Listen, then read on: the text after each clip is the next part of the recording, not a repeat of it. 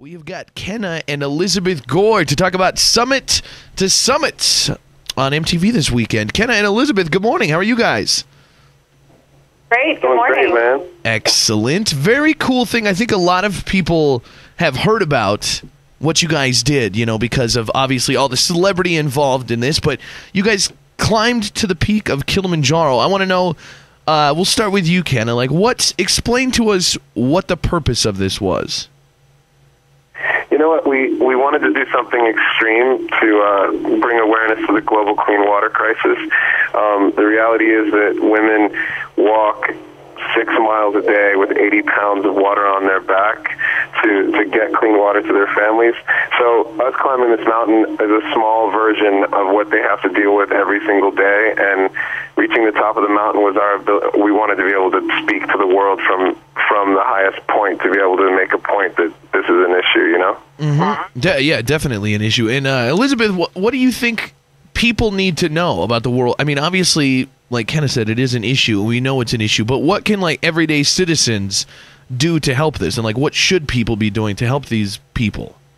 Oh, they can make a huge impact. I mean, as Ken always says, the first is just learn about the issue, look it up online and so on. But today we need them to be our philanthropists and our donors. We're hoping everyone could text the word SEND to 90999, and just a simple $10 donation can provide a family water for over a year. And, we're looking at 5-year-old girls who actually walk up to 6 hours a day looking for water and carrying it back at 80 pounds on their back. So our hike was nothing compared to what they do every day.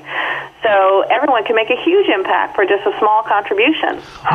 My question, when I initially, definitely an ignorant question, but when I first heard about the water crisis, somebody was explaining it to me years back, and they were saying, these families walk for hours and hours to find water, and then they carry it all the way back. And my question was, why don't they just set up camp where the water is?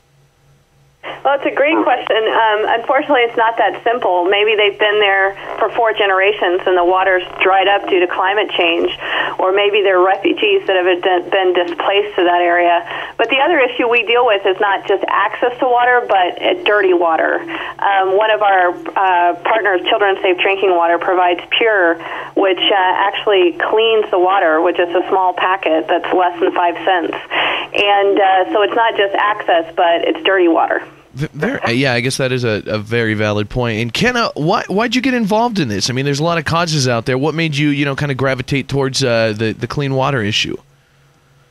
Well, it was a personal thing for me. I was born in Ethiopia. My dad, as a child, had to endure waterborne illnesses for about 10 years of his life. And on top of that, he had lost his brother. And he told me this about 3 years ago.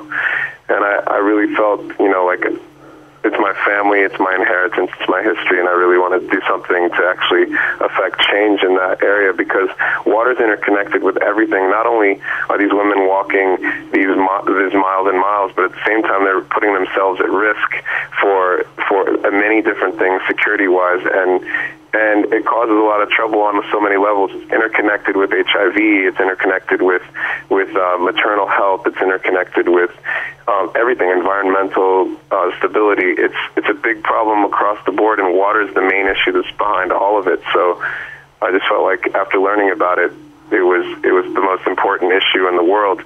You can actually get a lot of information at www.summitonthesummit.com, which is actually the site that we use so people can follow us on the climb. And watching on Sunday, MTV on Sunday at 9 o'clock, I guess, your time, it's going to be a really good informational doc for you to see us doing this climb. There's a lot of information in it as well, so you get to learn about it. Very cool. Yeah, that's what I was going to ask, is what is Summit on the Summit, what we're going to see on MTV this Sunday, is that a documentary of your journey? Is it more about the water crisis, or does it kind of just include all that in one show?